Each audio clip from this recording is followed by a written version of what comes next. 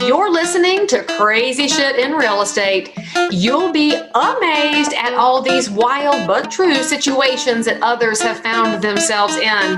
Because on this show, you'll hear uncensored, unbelievable stories from the world of real estate. I'm Leigh Brown. Let's dive right in. I'm Leigh Brown. This is Crazy Shit in Real Estate. The conversation you're about to listen to or watch was originally live streamed on July 31st, 2024. We saved it and we're going to run it through now as a regular episode, but make sure you're following on social if you too want to participate in one of these live conversations. A little bit spicy, always insightful. I've got Chapman. We're talking about some of the changes on the mortgage side and some things you should consider if you're a homeowner now or in the future. Enjoy the conversation, and I'll see you on the other side. Welcome to a live stream. Anybody who's watching here in the middle of the day, and you're totally catching into a conversation that's already happening with me and my buddy Chapman. And I find that in real estate, the people that come in to buy a house or sell a house,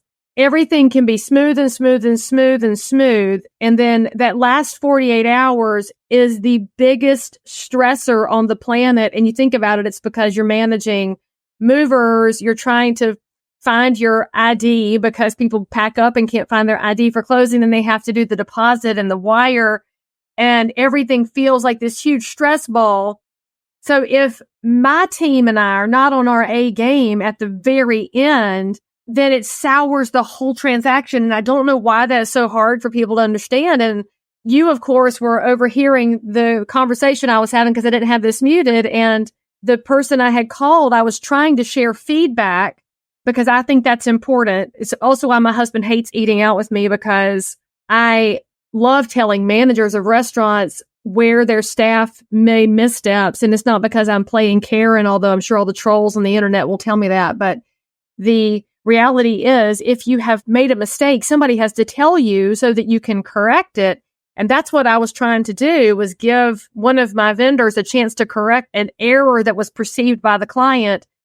And all they do is argue. And I know we want to be defensive of our own teams and our own business process, but at a certain point, you have to say, all right, I got to make this better. I mean, you're on the mortgage side, so. A mind open enough to accept their information. I'll just be blunt. I have a really, really difficult time giving people the tough feedback because of the emotional reaction I get.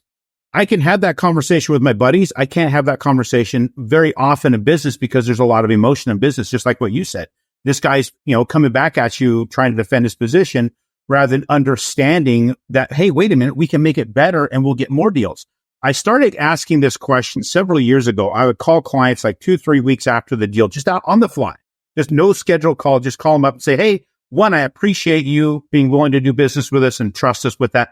Second, is there anything that you think that we could incorporate into our process that makes us better at what we do or more efficient, something to that effect? Now, one, I find that when people ask the question, how did we do? Everybody goes directly to the negative and they want to critique you. And you've been giving them an opportunity to critique.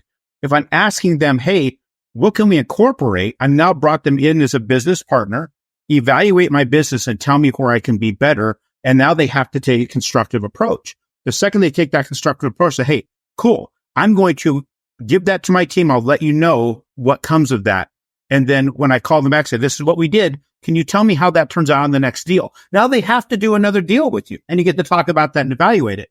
Now, what I've also found is in that whole process of conversation, I learned how to construct my process where I find that everything, the very, very, very, very beginning as a lender better be spot on. Otherwise, you create a lot of problems down the tail end of it, going to underwriters at the end. Like you said, the end of the deal, people stressed. You're adding to the stress at the end of the deal. So I have great pre-qualers. 2 of them are underwriters. And then at the very tail end, I have one of my best people on my team to finish all out, schedule all the closings, make sure everybody knows what's going, manage all those people so you have the greatest experience possible at the tail end. So what happens, you can have a bad experience in the middle of it that you're having to fix all the time and have a great ending. And everybody's like, that was great.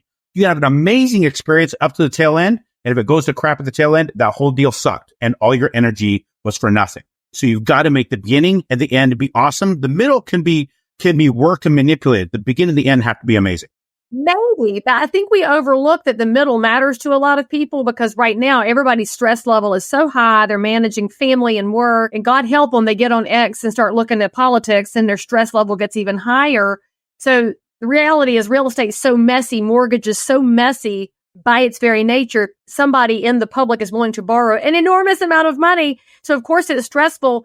So I think we all have to think about the middle section, because that was where my client got frustrated, was in the middle, trying to make sure everything stayed buttoned up, because it's a buttoned up person. And I will say this, because whoever clicked the heart button on there, you loved what Aaron said. You're totally grabbing how he was collecting feedback, because I was writing the same thing down, because I am the person who, when I go to Amazon, I look at the 1-star reviews first before I look at the 5s, because the 5s are probably paid for by these little influencers on the interwebs. The person leaving 1 star, they are not influenced by nothing except their own aggravation. And I want to know what the irritant was. And to the point of, we do get into defensive mode. I do want somebody to defend their team. I want them to defend their people, because that's the mark of you're building a company where you believe in the people that work for you. And I love that. But there also has to be that humility that says, yeah, we're great, but we've got to get better. And I think we're all facing that on the real estate side right now, because our whole industry is restructuring at the behest of the DOJ, at the behest of lawyers. And we don't even really know who's pulling the puppeteer strings, but we're all trying to pivot. So we have to get better in an unknown, very foggy world. And so anyway, for those of y'all that are watching, you should share this with a friend, because this is kind of a live edition of Crazy Shit in Real Estate, which of course is my podcast with over 1 million downloads. We're in the tippy top of podcast. Aaron Chapman's been on my show before, and there are going to be links added in later where you can go watch his episodes, or just go to the Googles. Actually, I don't recommend Google anymore, because they're manipulating the election right now. So I would recommend, I want Elon Musk to come up with a search engine. He said the other day on X he might do that, but I guess you could go to DuckDuckGo, look for Aaron Chapman, look for Crazy Shit in Real Estate, and we'll talk mortgages. But Aaron came on here today for a very specific reason. For those of y'all that are feeling the pinch of inflation, hit me in the comments. Give us a like, give us a heart. If you're feeling inflation right now, then be reminded that inflation is caused by adding dollars to the economy. It is caused by overly spending on the behalf of the government. And so when the government makes more dollars, your dollars are worth less. There is a new policy around mortgages, and specific around second mortgages. It's going to feel really good to you as a consumer for just a minute. It's kind of like candy. It feels really good going in until later on you realize you're middle-aged and shouldn't eat full stop candy all the time, because it's just not good for you, because there will be an after effect to what's happening with second mortgages. And so Aaron, because he's a super nerd in mortgage space, because he's got the information, let's talk about that for a second. So Aaron, let's break it down into layman's terms. What's changing in second mortgage world for all of our viewers and listeners and sharers? Well, what we have now is when you're GSE, well, one, first, thank you for the intro. Thank you for letting me back on, and then trusting me with the live stream, because, you know, a lot of people are afraid to turn Aaron Chapman loose on recording, much less live. It's okay. I'm going to get blocked by certain social platforms anyway, so we may as well just go live and see who we can catch along the way, because this is why we have a lot of viewers, because I put Patriot in my screen. That's the find who your people are, is to really, really sort quickly. And I think that's what you've been able to do. I do it just with my appearance. I sort fast. And then I sort faster. You probably should explain the beard, though, because people who haven't met you before, then maybe they listened to the audio on the Apple podcast. They never saw the double beard. Can you tell the story of why you chose to have a look? So it goes all the way back. I had to take this to junior high, guys. So I'm sitting in my 9th grade science class, and somebody commented to the teacher, like, why don't you have a beard? He goes, well, it's really patchy. It won't grow in here, grow in there. I'm like, to me, that was the sign of manhood growing up, to be able to have a big beard. My dad had one. My grandfather could grow one just by thinking about it for 5 minutes. As I grew up, my right side had this patch that wouldn't fill in, and it was frustrating to me. I got in a motorcycle accident August 8th of 2008, right as everything's crashing. I got wiped out 80 plus miles an hour, tore up that side of my face, shattered both my legs. I woke up in a hospital bed. And if you've ever been to Arizona, laying on the pavement at 12:24 in the afternoon on August 8th is not a comfortable bed, right? So I had a lot of burns, a lot of road rash. So I woke up to this situation, and I was confined to a wheelchair for a period of time. My memory was wiped, and it would recycle every 4 minutes. The one thing that came out, it was a positive to me, by tearing up that side of my face, my beard filled in. So I'm like, I can't walk, but I got a beard. So I was happy. So what I decided at that point is I would not trim it till I learned how to walk again. So it got to be about 3 inches long when I first took my first steps. I left it there, and I kept it that length. Then I go to an event in 2016, and there's a guy walks in who's shaved head like me. He's got a full beard. And he goes, my beard was longer than yours yesterday. And I said, mine was longer yesterday. I trimmed it to come here. I said, here's the deal. I'm going to try till I see you again. We'll see whose is longer. Now, I usually saw him at these events every 3 to 6 months. I didn't see that sumbitch for 5 years. 5 years went by and the beard got all the way to my waist. I literally had to do this to buckle my belt. So I contacted him and said, listen, I got a YouTube channel. He goes, yeah, I watch it all the time. I said, do you mind getting it on this Friday? I said, why? I said, because I got to cut this damn beard. Like, what do you mean? It's like, don't you remember? He was like, December 2016. I talked to him. He goes, I forgot all about that. I said, well, I didn't. So he comes on to the show. I took my knife out. It's actually this knife given to me by my buddy Larry Yatch. He used to run the SEAL Team 3. I cut it in half right there on the show. So he's asking me later, he's like, what's the deal? I forgot all about it. How did you remember that? I say, I'm of the opinion you have to wear your commitment on your face. I said that to you. I committed to something. And now I have to deal with the uncomfortable crap of getting this thing caught in my armpit while I'm sleeping, that kind of thing. It's not awesome, but it's become a brand. So now everybody knows me by this, the mortgage banker and the expert in inflation and all these things that walks around looking like this. Was your wife so excited when you cut that beard? She wouldn't mind it coming off completely, but she understands the brand scenario. She heard the story. What's funny is she didn't know the story till like year 4. And she's like, that's why you're doing that? I'm like, yes. And she's like, did it not occur to you to tell her? What are you doing? Or she never asked until you didn't tell? That's exactly it. There's a lot of things that are going on in here that don't rattle out. She'll hear about something that I did, or I just planned a trip to Alaska to go hunting. I'm leaving next week. So when are you going to tell me? I'm like, we live in the same house. I figured you would know. Okay, that's hilarious. And friend, I feel for you. So I was trying to make us go to an X space at the same time, but I don't really know how to do that. So let's just, I don't even know what category this is. We're totally practicing things on you people since it's live in the middle of the afternoon. We're going on to fly by the skin of our ass. And if you guys can't handle it, you're on the wrong show. And this is reported to go on the show anyway. So what does this count as? Let's see. Small business, inflate. Where does inflation fall in? Shouldn't it be in business and finance instead? You're looking to try and see where inflation's at? I know. I was just looking at creating a space. And so let's click start now. So I don't know anything about creating that kind of stuff. I've got technology people for that kind of thing. I don't either. So I'm just going to put it on recording. Can it hear me? I guess it can. All right. So look at all our viewers are sitting there. So if you have a question about inflation, a question about second mortgages, a question about mortgages, feel free to hit us up in the comments at any time while we're talking here. And let's get back to where we were because I got distracted by your beard. The reality is that when we talk about that's one of the other reasons. It distracts people from other things I might be doing. I mean, it's fair. So the reality, when you said GSEs, that's the government sanctioned entities. That is your Fannie Mae, Freddie Mac. That's where 80% of our residential mortgages are backstopped by the federal government. If you're in real estate, you knew that. If you're not in real estate, then you should know that if you have a conventional 30-year fixed mortgage, the chances of your mortgage being backed by the federal government is 80% because the rest of those loans are going to be those shelf loans at most lenders. Now, there's a huge change that has snuck through, and I really don't think hardly anybody knows about it, Aaron. So let's talk about what's happening with second mortgages, which, by the way, y'all might think of that as your home equity line, your HELOC. That's how most people think about their second mortgage. You're able to tap the equity on your home, which is why the title of this is Should Your House Be an ATM? A lot of people think their house should be an ATM. I would just tell you be cautious about tipping into your equity all the time. So anyway, tell them about what we're talking about here. So we've got this update from Freddie Mac where they basically have, as I read, I had to go back into memory, and I did already qualify, guys. I've had 8 concussions. One of them was pretty darn hard from that one that really messed with my head, getting that back. But as I recall in some of the look up, FHFA and Freddie Mac were working together to create the second mortgage and then have it pretty much guaranteed by the government. The ability of people to tap in to the equity of their home and not have to affect that lower interest rate that they got in 2020 to 2022-ish. More like 2021. Start falling off in October 2021. Things started to change with quantitative tightening.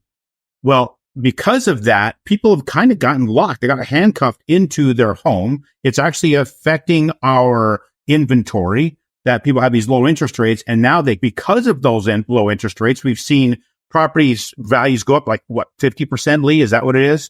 It depends on what market you're in. Because of course, Aaron is in Texas, New Mexico, Arizona, the Southwest. I'm in 30 markets, the Southwest, South, and the Midwest. So I do 30 different markets. And I'm in North Carolina, South Carolina. So every market's different. Of course, we have a net increase of population in North Carolina, a net increase of jobs, whereas you have a net decrease in places like California, New York, Illinois, as people are doing what we call economic refugee moves. They are leaving the high expensive states. And so the property values are different based on your market. Always call your local realtor. Apps are not your best friend when it comes to valuation.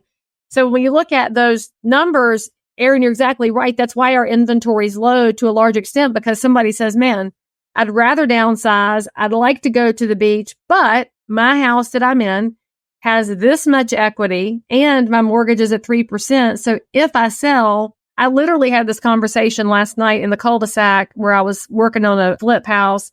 And the guy said, we'd like to move, but what can we get for our money? And I said, baby, the house you get is going to be less than what you have because there's no inventory. So the prices are high. And his goal was to take out the cash and pay cash for the next house so as not to have a mortgage.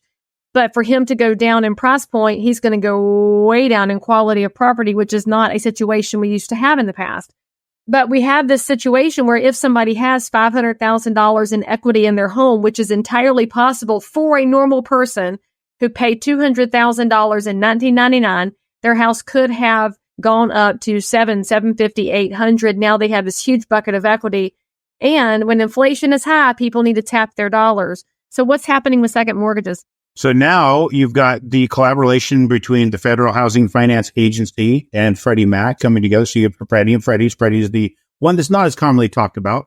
So the FHA announced in June 21st of this year that they're going to go ahead and conditionally approve Freddie to purchase second mortgages with certain limitations, right? Maximum volume in purchases. So they can only do, I think, like $2.5 billion in total just to kind of test this out. They have a maximum loan amount of about $78,277. They have to have a minimum seasoning period on their house, own that home for 24 months, but it's only eligible on primary residences. It's not going to be eligible on secondaries or investment properties at this point. Whether I believe they'll do that, I don't think so. It's hard to get an equity line on an investment property right now in any form. They're available, but they're really tough to get. So what this does, my personal, now we're going into opinion. I mean, these are the facts. They've allowed that to happen. Opinion, I think it's a very risky thing for them to do, number one. Number two, I think it's also going to be potentially limiting the amount of capital that they have if they expand this out, because there's so many people that might borrow on it. This is a successful pilot. That's also going to limit what capital Fannie and Freddie have the capability, at least Freddie, to invest into first mortgages, right? So it's going to affect potentially interest rates, because what's interest rate driven by? Supply and demand of money. So if their supply capability is now shrunk because it's over here, now this is just a guess, it may impact how those mortgages are on the front.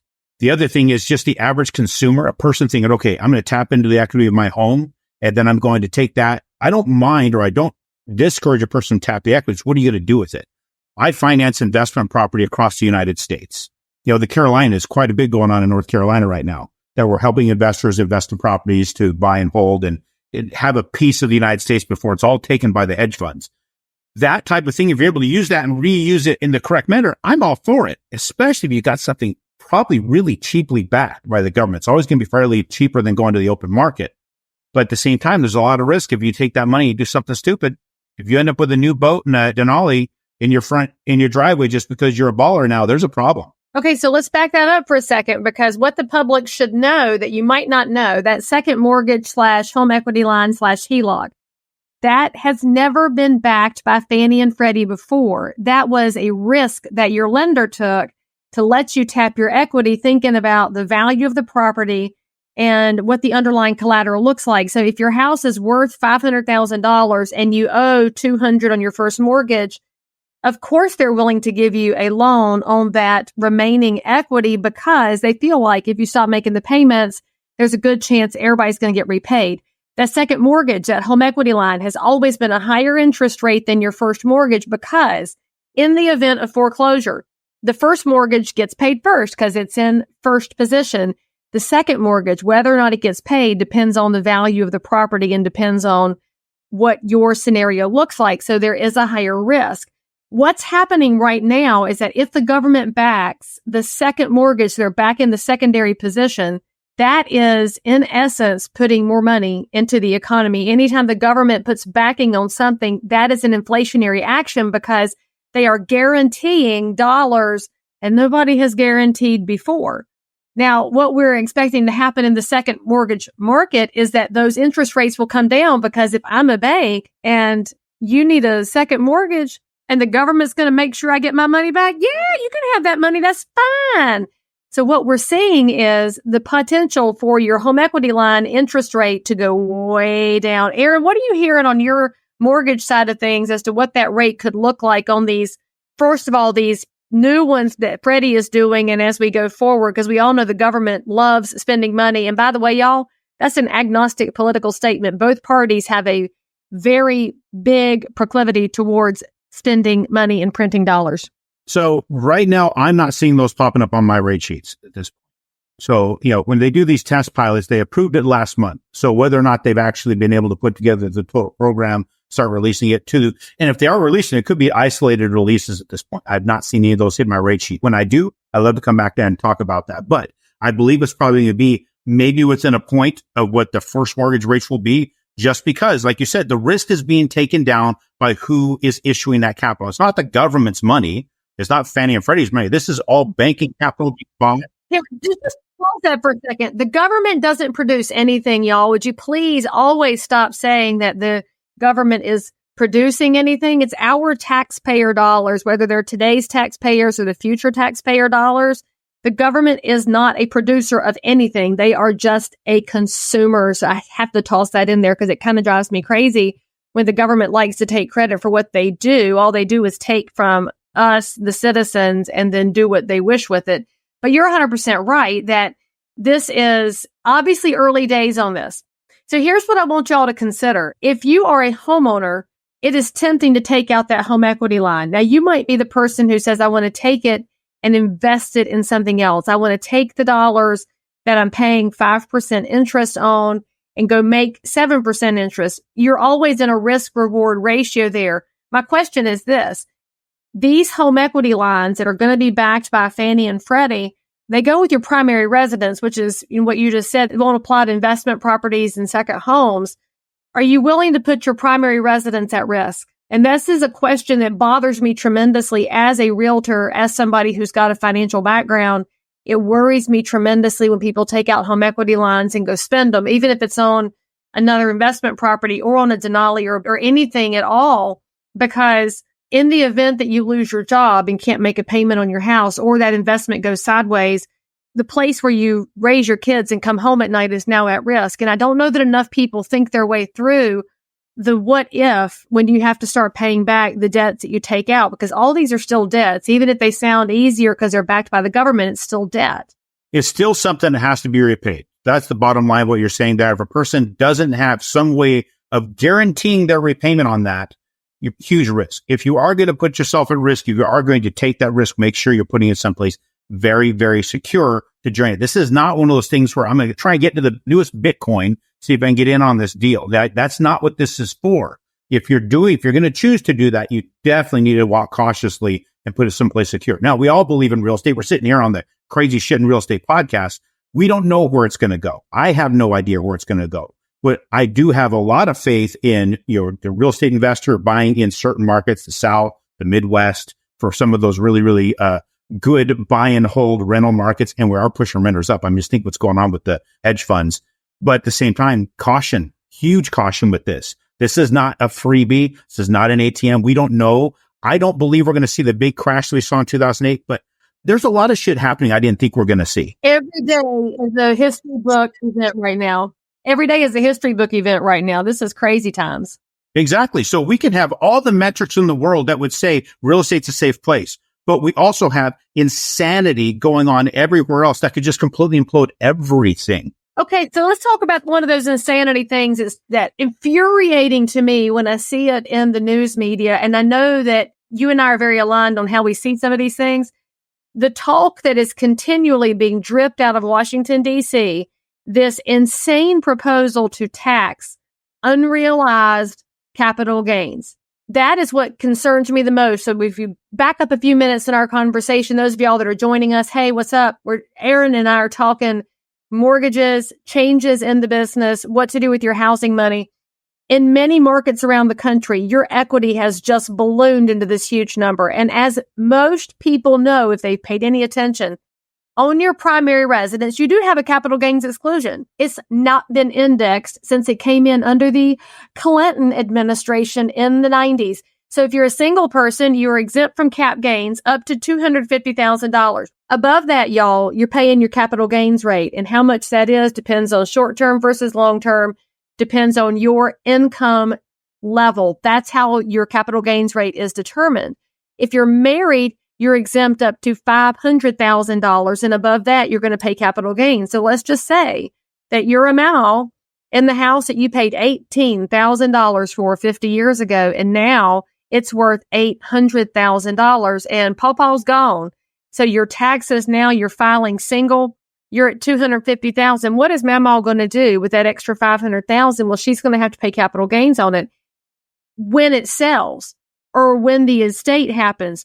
The government is proposing that you be at a position now where you pay taxes on the capital gains in your home that you've not sold.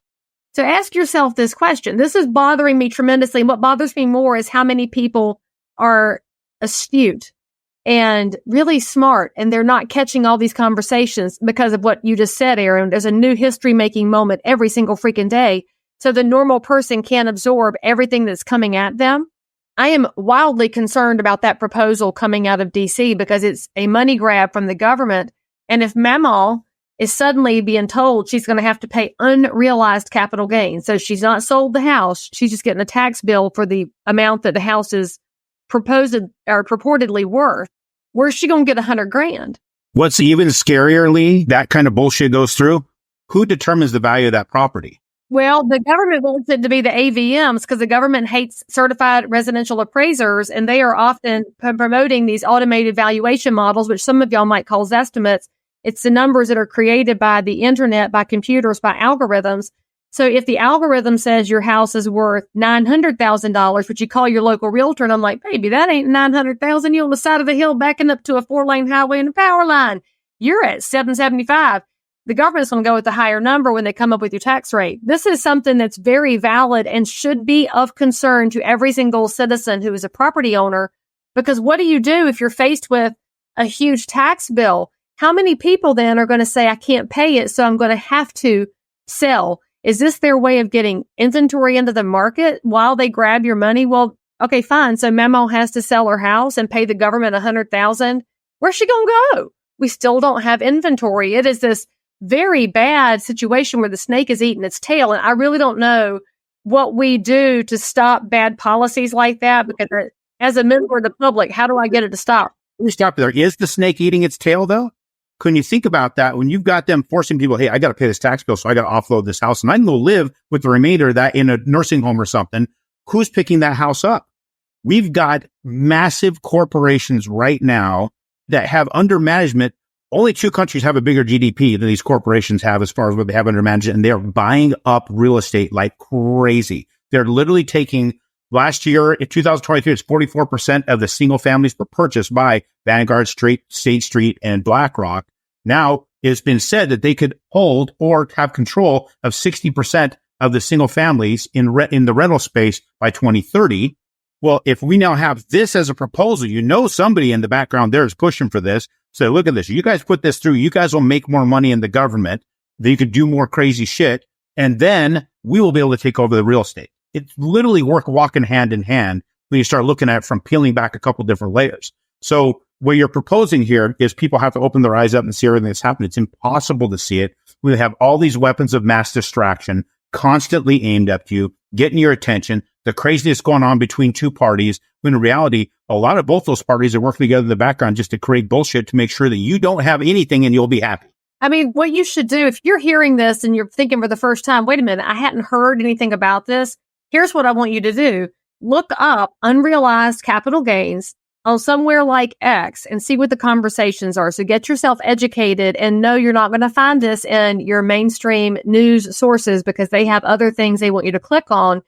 This is a proposal that keeps coming back up. It came up again in the budget talks this year, and it's continually coming back. And I don't care what party you're in, y'all. You need to reach out to your elected officials in DC and say, whenever you hear this phrase, I want you to fight it, because in my real estate market, my neighbors can't afford to pay a giant tax bill just because their house went up in value. And you should also tell them they should be paying attention to the amount of real estate that the hedge funds are buying, because I don't like it. And I got into a very spirited conversation with another realtor who believes that if you're going to be in support of property rights, you have to agree that anybody can buy anything that they want. And the libertarian side of me wants to agree that no regulation is better. But then the reasonable side of me says, however, I also don't like foreign adversarial governments buying up our U.S. farmland. I don't like giant hedge funds owning all the houses in my community, because I know what that does to people. It takes away their opportunity for a future that's financially stable. In fact, if there's anything you should be doing right now, it's buying as much real estate as you can so that you have a stake in the ground. And then the hedge funds can't buy as much property as they want. You have to go up against them with your dollars and buy it and quit renting forever. But you're also going to have to vote like your money depends on it, because it does. Well, and it's not so much that you have a stake in the ground, but your kids and your grandkids have a stake in the ground. We have a family trust that I had to create because they came from the mines and cattle ranching and heavy equipment operating and that kind of stuff. I got into this industry. You were utilizing whole life policies as a family. We come together on a monthly basis, analyze the family assets. Everybody lives in a trust home. My children that get married, we buy one, they rent back from the trust because it's going to be theirs anyway, right? They're going to be beneficiaries. We've set that all up.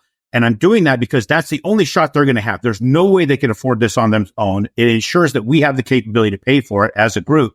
But when you look this up, Forbes actually put out an article on April 30th about this tax plan, this reject Biden's plan to tax unsold assets. That is a Forbes article. Now, it talks about people who have large net worth. Guys, you got to think about this. Everybody ignores it because that's somebody with $100 million. I'll never have $100 million. The problem of it is it starts someplace where it's docile and the masses don't think it affects them, and it continues to evolve. Look at Venezuela right now. You can vote yourself into that particular situation, but you got to shoot your way back out. There's no way that these things ever stay where they are. We know that about the bureaucrats we're dealing with. They start kind of inching it in. It feels okay. We're going to get you going. They're going to boil your ass. You need to not let this kind of thing sneak up on us. We need to be very aware of what they're doing. Well, and to that point, I think a lot of people forget to consider the value of their primary residence when they look at their net worth, because they're regular middle-class working people. They may have a 401k, they may have a pension, they may have an IRA, but that's way off in the future. And they've got bills coming in, they're paying for things, and they forgot that the house that they're in has gone up in value, especially since the COVID era started in 2020. There's a lot of people that you bought your house in 2010, 2000. You bought your house years ago, and because you live in it, you're focused on, I got to get a new washer and dryer. Oh, the roof's got a little leak. Oh, I got to replace this shrub.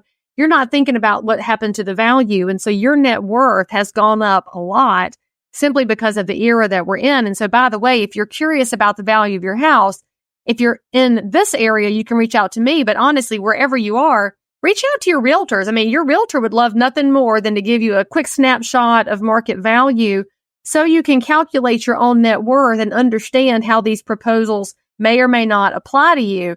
And to Erin's point, you have to be willing to say, wait a minute, what's being proposed? I'm a regular Joe. This is going to apply to me. You've got to speak up and fight back. I mean, the fighting back is often not the fisticuffs fight. It is the phone calls, emails, and texts that aggravate the life out of an elected official. Be the squeaky wheel. That's who changes things at the county commission when they're talking about property tax rates. Here in my county, there's a lot of fuss about tax valuations and property taxes, and a lot of the people that are mad about it haven't moved, haven't changed anything, but the county's value has gone up around them, and they don't really know how to process that. And I understand the frustration because the numbers are high. I mean, real estate is high right now, especially as compared to what it was 20 years ago, which goes back to the point of buy real estate now. If there's anything I would go back in time and do back in my 20s, whenever that was in the last century, I would buy more real estate. I wish I had bought more houses when they were cheaper because I missed an opportunity because I did not see long term.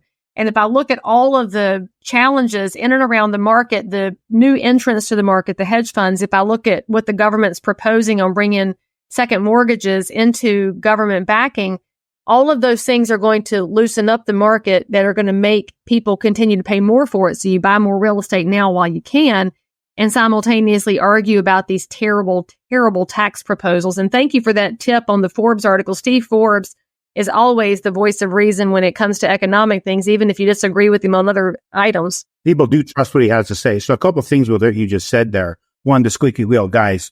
A lot of the people who are writing this stuff, they don't quite understand the unintended consequences of what they're writing. I've had occasion. I think they're renters, Aaron. I think a lot of the people in DC and the think tanks, they're renters. They don't get it. Oh, hell yeah, they are. And they believe that what they're doing is they're taking this holy crusade on to help people in their spot. They don't realize what they're doing to their grandparents and their parents. And so I've had occasion to be in front of many senators and members of Congress to speak on real estate and the effects of inflation and some of their policies and proposed policies. And we've knocked down a lot of them with the group I'm part of. Now, one of these things you were just talking about, the $100 million, like you're not worth $100 million, not today's dollars, but what's going on with inflation and what the crap they're playing with the treasuries and all that stuff. $100 million tomorrow is not $100 million today. So let's talk about something real quick. I'm a massive advocate of the 30-year fixed. To me, it's the greatest financial instrument in history. It's also the greatest financial instrument in history to Warren Buffett. So we can get into that if you ever want to talk to me, but let's talk about something 30 years ago. I walked into my very first Taco Bell in 1994 in Moses Lake, Washington. I ordered on their value menu 2 crunchy tacos, 2 bean burritos, and a drink for $1.99. Fast forward to 2023, November 2023.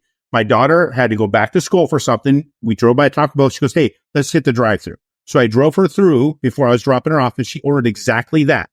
2 crunchy tacos, 2 bean burritos, and a drink. What do you think I paid, Leigh? $32. You're an inflation freak. No, $15. Not $32. I don't eat at Taco Bell. And so as a mother, I feel obligated to say, why the heck did you say yes to your kid wanting to eat that GMO garbage? But that's a different discussion altogether. Understand. But I got to thinking, me, $32, you're putting that at high level. Oh, look, I lost a viewer for poking at Taco Bell. Just a high level meal at $32. But the point is, in 30 years, the cost adjusted by 750%. So what does that mean for you? You may think, hey, I'm not going to be affected by this thought process, this tax scenario, but the dollar value is changing so rapidly over time. Yeah, they used to mint a $20 gold piece. You could walk into a department store and buy a hat, a suit, a tie, a pair of shoes, a pair of socks, and a belt for that particular gold piece. I can't get the socks I'm wearing right now with that because that $20 doesn't buy hardly anything, but you can get all that stuff with an ounce of gold.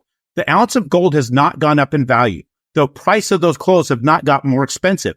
The dollar you exchange for it has lost a significant value. So if you want to look at how that dollar affects your 30-year fixed mortgage, it's a great instrument. If you want to see how it affects your net worth and what they're planning to do to you, it completely screws you. So you've got to think ahead on a lot of these things and understand that what happens to somebody else will happen to you. They're targeting you, the middle person, not targeting the rich. They're targeting you. Well, the rich know how to work the loopholes to get around this, which is why they offshore so much money. The average American citizen doesn't offshore their savings. Your savings is your house. And that's why your realtor is always going to encourage you to think about your house as a long-term strategy. This is a house that you stay in. And some people on the internet like to call it forced savings. I'm okay with forced savings because if your savings instrument is a place where you live, that's a win-win-win for everybody. And to backstop on the mention of gold, really good investment. By the way, silver might even be better right now. But let's just talk very briefly about the idea of investing in real estate. Do you invest right now, or are you waiting on some kind of future reason to invest? And when I say future reason, I have to go ahead and say it because so many people ask this when they call our office. Hey, Leigh, when is the market going to crash? And when are we going to see the prices fall like they did between 2008 and 2012? And I get to say to them, unless you have a time machine, we are not going back to those prices. And I might be wrong, but I don't think I'm wrong simply because of the inflationary changes to what the dollar is. So if the market corrects, I don't see it correcting like it did then, but you might see some stabilization, some easing off of pricing as opposed to the great gully washing that we had in those great recession years. So what are you seeing right now if you pull your crystal ball out and somebody asks you, when are rates going to fall? Are you buying right now? When are we going to see a correction? So as far as my crystal ball, I got to strain that son of a bitch all the time, and I still can't see through it. Why the Bible says not to rely on fortune tellers, tarots. And that's probably why it's not working, because I can't tell any fortune to save my life. I walked right into the 2008 like everybody else, owning real estate all over the place. Carl, I came awake from that accident. Everything was obliterated. I was worth $4 million going in, a negative net worth of $1.5 million when I came out with a 460 credit score and a memory that recycled every 3 to 4 minutes. So start over in that type of world. You get to pay attention to what's happening. Now, my opinion, this opinion, is we are going to see some pretty significant swings in isolated markets. Like where Austin? I think Austin's going to see it. Austin's going to see it. You're going to see in probably parts of Florida that took in a lot of massive influx. You're going to probably see some of that happening in California, because California right now is really not only just getting their ass kicked because they just have the wrong thought process altogether. Secondly, look what's happening with the insurances. You know, we got insurance companies, big insurance companies pulling out of Florida, out of California. They're driving the price of insurance up like 50% in some places. Why? Because cost to rebuild is enormous.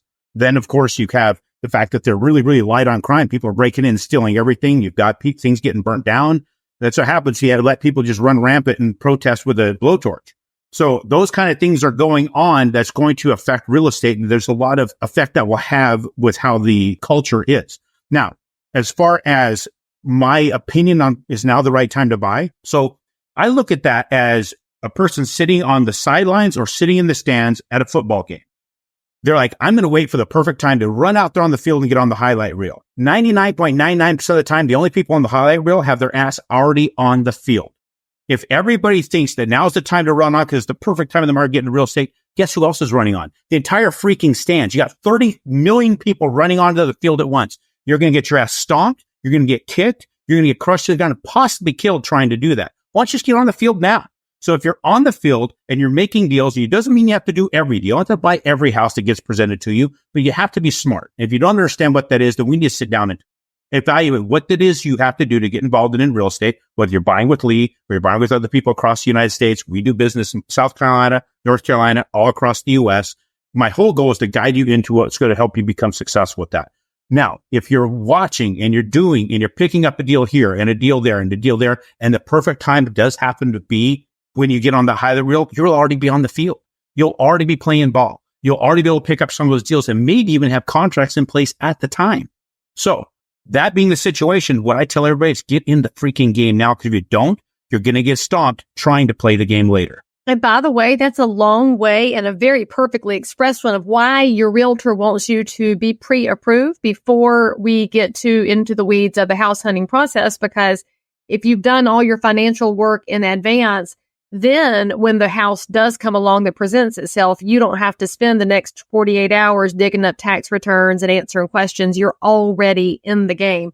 But I got a rabbit hole, one more little pathway here before we jump off of this conversation for the podcast.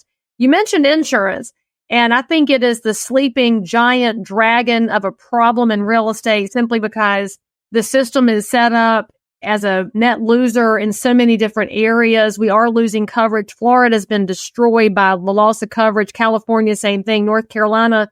I used to hate the rate bureau. Now I'm grateful for the rate bureau because they're able to be the interface with the insurance companies and not allow the coastal communities to be destroyed and make other areas carry the burden. It's just a wild space. You're in the mortgage business. What are you concerned about when it comes to insurance and the everyday homeowner? So what we've seen recently been a change to us in the mortgage space was before, as long as you got enough insurance to cover the loan, if something happened to the house, we were fine and we were approving that. It's changed. Very, very recently, we have to have total replacement costs. So that's pushing the cost of your insurance up.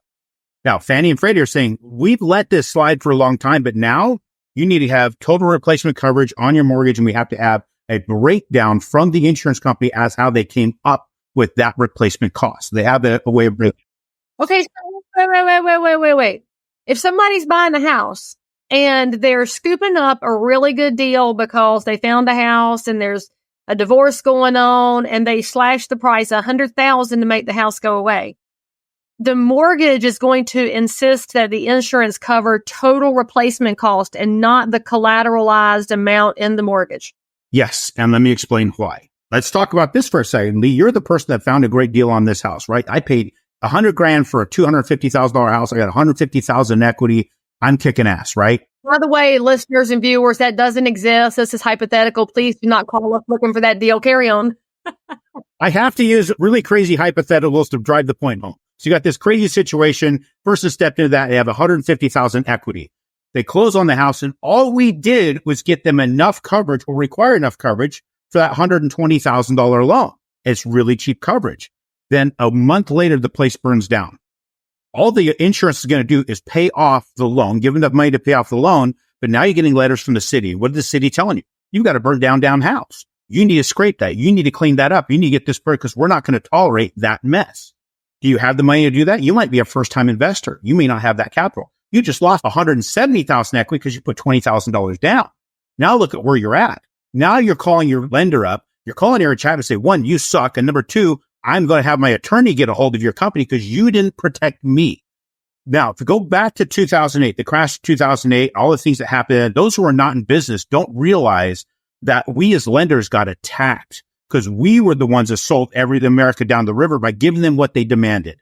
Everybody demanded a house because it was their right as an American. Everybody demanded to have it for free because they believed they could afford it and they didn't have to qualify. They didn't have to put any money up. So you can get zero. They had zero down investor loans with no qualifying on the income. Now, I was the asshole that gave it to them, so it's my fault.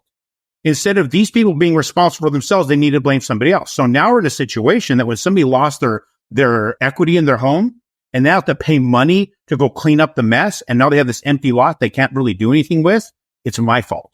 They're going to come up after us as a lender. So Fannie and Freddie are like, guess what? Now you guys have to get full replacement coverage. Since you do not want to own up to your own shit, we're going to make you do this. Now, here's what some people will tell you. Other lenders will say, and they have done this, I've run up against it, go ahead and get it and then change it after you close back to the lower coverage and nothing will happen.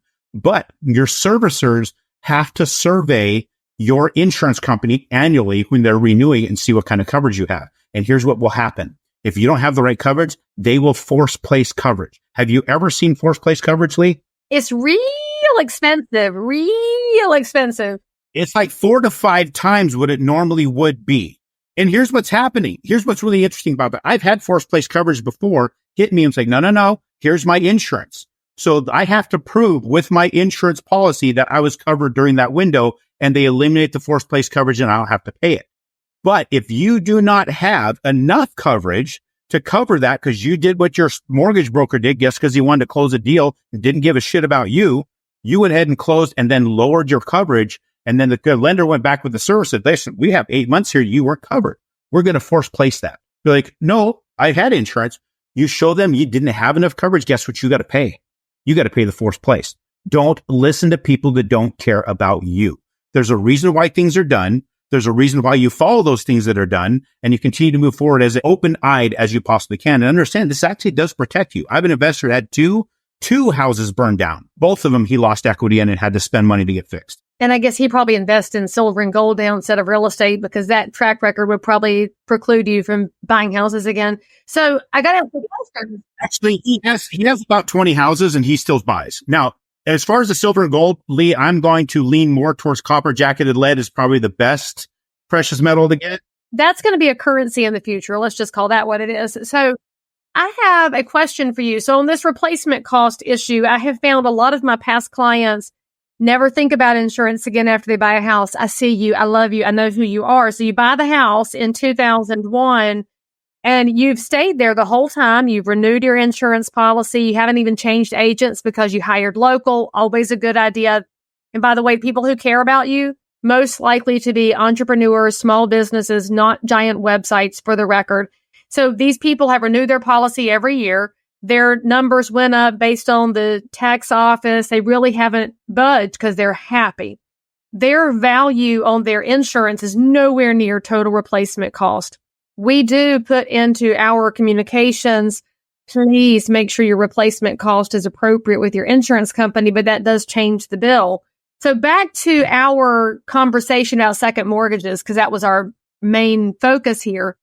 When somebody looks to get a second mortgage, home equity line, HELOC, an appraisal goes along with that because the bank wants to know if we're making a secondary investment in this house, is the value there? Is it possible that that first mortgage is going to have a different valuation required for insurance and the payment's going to go up by calling for that second mortgage?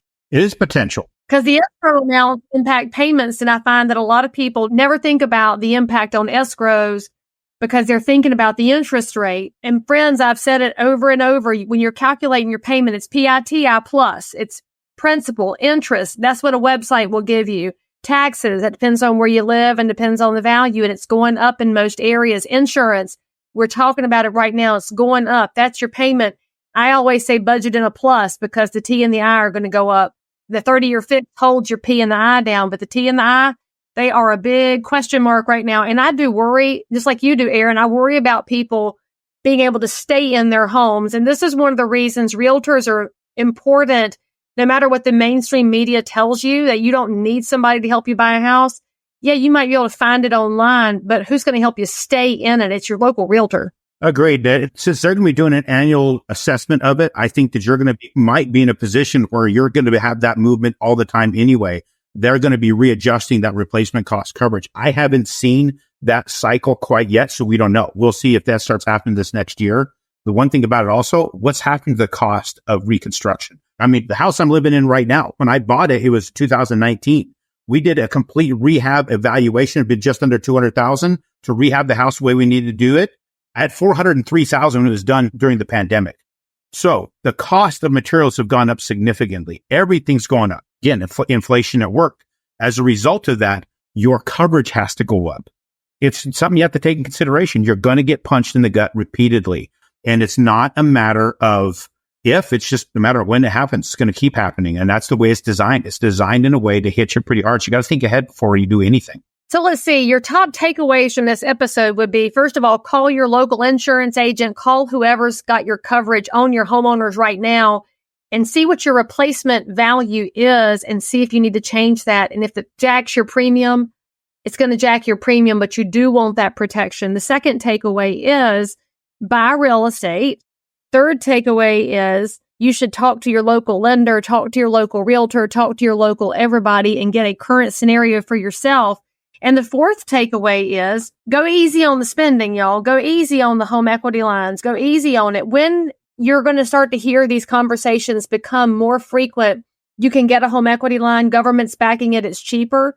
Slow your roll before you take out more debt just because you can. Now, if you're taking it out to backstop yourself, talk to your financial advisor. I will say there's a situation on a house here in the area where we work for the buyer. We found out that the seller has been using a home equity line to make the house payments. And when I heard that, my heart just sunk to my toenails because that means that person is not getting somebody who's able to help them cut through the noise to figure out the best possible plan. Y'all, that's something that might look like an okay plan for a minute, but that's a recipe for future disaster. And I don't want to see future disaster for anybody. So those are my top takeaways. What are your top takeaways for today, Aaron, for our audience? Well, I'd say the number one takeaway is what you just said is get the spending back, guys. Don't need to have the instant gratification that we have. How many people have Amazon boxes showing up at their door that don't get open for 2, 3, 4 days because you really don't give a shit about it. You enjoyed the click. You need to get past the click. You need to figure something else out. Get a different routine in your mind. Trade control of your mind. And that's, I'd say the best thing a person can do is figure out what it is that you want to have happy in your life and start putting steps in place to do that. We're going to come back. I'm going to be back on here again. Leigh doesn't know that. Well, you do know because I got it to book. I get pushed. I get people in on this thing. You've read it. It's really good, y'all, because I got to see the preview and I have to finish writing my little sentence about how it's a really good book. So you're going to be excited to read it. And now that you've met Aaron, you're going to be able to read it and hear his voice talking to you while you read it. And that's the whole point behind it, is to help you guys figure out what you want and to focus on that and get away from this stuff. We have been programmed to be somebody else's slave financially. We need to stop it. We need to focus on, that's my whole goal behind this. We're going to come back and talk about it right before the launch. I'm still waiting on the launch. I got artwork like crazy getting done on it. let's just say it's the most expensive business card I've ever seen. But it's a legacy. Books are a legacy. And of course, I keep mine around because it makes me happy to know I did get something tangible done with at some point in my life. And with you writing a recommendation in it, I need to know what picture you want my artist to put you in. We're going to immortalize you in the book. My artist will do a painting of Leigh inside there where you write your recommendation. Oh, okay. So they should take whatever version of me they found and tighten this up and fix this. This just kidding. I like how I look. I don't need the thing. I mean, you're a realtor. You can send me your picture from high school. You know what? I still have a phone on my desk with a cord. I could include this old realtor headshot with phone with the cord.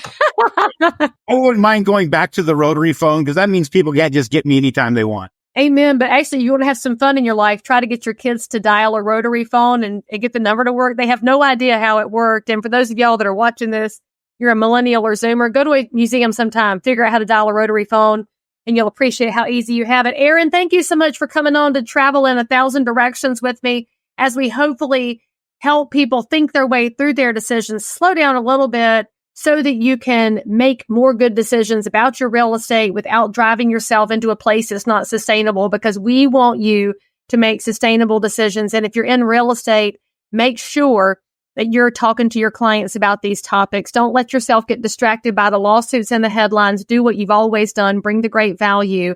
And for more episodes like this, now that you've seen a live conversation, you need to tune in to Crazy Shit in Real Estate. It's on all your normal podcast platforms and on YouTube and Rumble, where we don't get censored. Aaron, thank you so much for coming on the show. All of Aaron's contact information will be in the show notes for this episode. But before you jump off of here, give them a quick website, because on the live streams, they might need to jot it down. Just go to aaronchapman.com. If you can't find that, Google or DuckDuckGo Aaron Chapman. I'm the only bearded redneck lender out there. And one day I'll bring him around to liking Husqvarna better than steel. And that's where we'll end this episode. Thanks for showing up, guys, and we'll see you around. As always, I'm so super thrilled that you joined in for more crazy shit. And if you're a realtor, investor, inspector, lender, or just a regular human being who happens to have an unbelievable story that you need to tell the world about, or frankly, you just need to one-up the story you just heard, then make sure to DM me on Instagram at Leigh Thomas Brown, or tweet me at Leigh Brown, or frankly, any social network where you hang out. I'm there. And if you had some fun, then you totally want to subscribe so you don't miss out on any future episodes.